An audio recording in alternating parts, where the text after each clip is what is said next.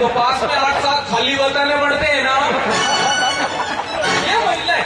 हालांकि मैं महिलाओं के ऊपर कोई भी बात नहीं करता, कि आप सब जानते हो, मैं भी अच्छी तरीके से जानता हूं कि महिलाएं आदमी की 2 मिनट में फाइल निपटा देती है। इनसे कोई अच्छा एक बात बताओ, इनकी कुछ आदतें होती है।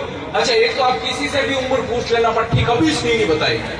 अभी आ रहा था बॉम्बे से, ऊपर की बर्थ पे ट्रेन में लेटा हुआ, नीचे 3-4 महिलाएं बैठी बात कर रही। तो पहली वाली ने दूसरी वाली से कहा, बोले बहन तुम्हारी उम्र कितनी हो गई है? तो उसने कहा, बोले कुछ नहीं, अभी तो मैं 30 साल की हूँ, जबकि 40 का आंकड़ा पार कर चुकी थी। दूसरी वाले ने बताया, बोले मैं तो 25 की हूँ, जबकि यार तक ठोक चुकी थी। मेरे से रहा नहीं गया, मैं धड़ाम से नीचे गिर पड़ा। बोली क्या कर रहे हो? मैंने कहा मैं जन्म ले रहा हूँ। ये महीना है। आप लोग आजकल तो इनको ये एकता कपूर के सीरियल का टाइम चल ही रहा है। आजकल एक नया प्रकोप चल रहा है, पिछले दिनों कुछ ज्यादा ही चला था। सुबह सुबह जिसको देखो वही लगा हुआ फूंक फा। ऐसा लगता है जैसे सबके मुंह से सांप निकल रहे हो। बाबा रामदेव जी परसों पार्क में चले गया, 3-4 महिलाएं बैठी नाखून घिस रही। तो मैंने कहा आंटी जी ये नाखून घिस रही हो, इससे क्या होता है? तो बोली भैया बाबा रामदेव जी ने बताया है, ऐसे नाखून घिसने से बाल काले रहते हैं, नए बाल उग आते हैं। तो मैंने कहा जरूर घिसना चाहिए, आप आराम से बैठ के घिसो। तभी कोने में एक महिला मुंह के आगे हाथ लगा के बैठी हुई। मैंने उसको पूछ लिया, मैंने कहा आंटी जी आप नहीं घिस रहे हो?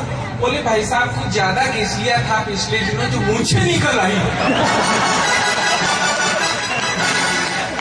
अच्छा, कोई भी काम करती रहती है तो साथ में बोलती रहती है। मैं इधर आ रहा है, इधर पाली में, तो मेरा ये कोट का बटन टूट गया। तो मैंने अपनी पत्नी को कहा, मैंने कहा चल ये कोट का बटन लगा दे, मेरे को पाली में प्रोग्राम करने जाना। तो वो ऐसे बटन लगा रही थी और बोल रही थी, बोले हम महिलाएं नहीं होती तो तुम्हारे कपड़े कौन धोता? हम महिलाएं नहीं होती तो तुम्हारे कपड़ों के प्रेस कौन करता? हम महिलाएं नहीं होती तो तुम्हारे कपड़ों के बटन कौन लगाता? मैंने कहा तुम महिलाएं नहीं होती तो कपड़े पहनता ही कौन? ताली बजा दो यार, मेरा कॉन्फिडेंस दिखा। मजा आना चाहिए। मजा आएगा, सब लोगों को बराबर आएगा। हालांकि गारंटी भी नहीं है, ये अलग टाइप की चीज। आना हो तो 1 मिनट में आ जाएंगे, तो रात भर नहीं है। क्योंकि किसी के बात का गुलाम नहीं। इंटरेस्ट आनंद जो होता है अपने मन की अनुभूति पर डिपेंड करता है। कभी भी आ सकता, कुछ भी हो सकता। वो एक मेरे को बात याद आ रही है। वो पिछले दिनों क्या हुआ कि 3 देशों के राष्ट्रपति ऊपर जाके भगवान से मिले। 3 देशों के प्रतिनिधि थे। अपने भारत से प्रधानमंत्री मनमोहन सिंह जी, अमेरिका का बराक ओबामा और रूस के व्लादिमीर पुतिन, ये तीनों भगवान से मिले। इन्होंने भगवान से प्रश्न किया। सबसे पहले बराक ओबामा का नंबर आया। उसने कहा प्रभु मैं आपसे एक प्रश्न करना चाहता हूं, मुझे बताएं। तो भगवान ने कहा चल पूछ। तो उसने कहा कि प्रभु मेरे अमेरिका से भ्रष्टाचार कब खत्म होगा? तो भगवान ने कहा कि पूरे 70 साल बाद में। तो बराक ओबामा जोर जोर से रोने लग गया वहां पे ऊपर। बोले यार 70 साल तक तो मैं कुछ जिंदा ही नहीं बचूंगा, मैं अपने देश को भ्रष्टाचार से मुक्त नहीं देख पाऊंगा। ऐसा करके वो जोर जोर से रोने लग गया। उसके बाद आया रूस के राष्ट्रपति व्लादिमीर पुतिन का नंबर। उसने वही प्रश्न दोहराया। बोले प्रभु मुझे आप ये बताएं कि मेरे देश का भ्रष्टाचार कब खत्म होगा? तो भगवान ने कहा कि पूरे 40 साल बाद में। तो उसने कहा मेरी तो उम्र भी 70 साल हो गई है, 40 साल बाद मैं भी जिंदा नहीं बचूंगा, अपने देश को भ्रष्टाचार से मुक्त नहीं देख पाऊंगा। ऐसा करके वो भी जोर जोर से रोने लग गया। उसके बाद आया अपने मनमोहन सिंह जी का नंबर। कुछ लोगों को पहले ही मजा आ गया। उन्होंने भी वही सवाल किया दोनों को देख के। बोले भगवान ये बात बताए हमारे भारत से भ्रष्टाचार कब खत्म होगा? भगवान खुद जोर जोर से रोने लगे। बोले मेरे चिट्टे जी नहीं जा सकता बेटे, ये जड़ों में भी चिमटा हुआ। अभी भाई साहब ने घोषणा की कि एक गणतंत्र दिवस की पूर्व संध्या पर एक कल प्रोग्राम रखा जा रहा है। बहुत ही अच्छा प्रोग्राम, और वो अच्छी तरह से सब लोग सुने। और ये राष्ट्रभक्ति की बात होगी तो मेरे को क्या एक बात याद आ गई। वो पिछले दिनों हुआ ऐसा कि वो हिंदुस्तान और पाकिस्तान की सीमा रेखा पर एक कुतिया ने 5 पिल्लों को जन्म दिया। और अच्छा, कुतिया के पिल्ले इतने विचित्र थे कि जन्म लेते ही चिल्लाने लगे हिंदुस्तान मुर्दाबाद, पाकिस्तान जिंदाबाद। तो पाकिस्तानी सेना के अधिकारियों ने ये नजारा देखा तो बोला ये तो जबरदस्त बात है यार, ये हिंदुस्तान को मुर्दाबाद और पाकिस्तान को जिंदाबाद बता रहे। ये बात तो राष्ट्रपति जरदारी साहब को पता चलेगी तो वो तो इनाम देंगे।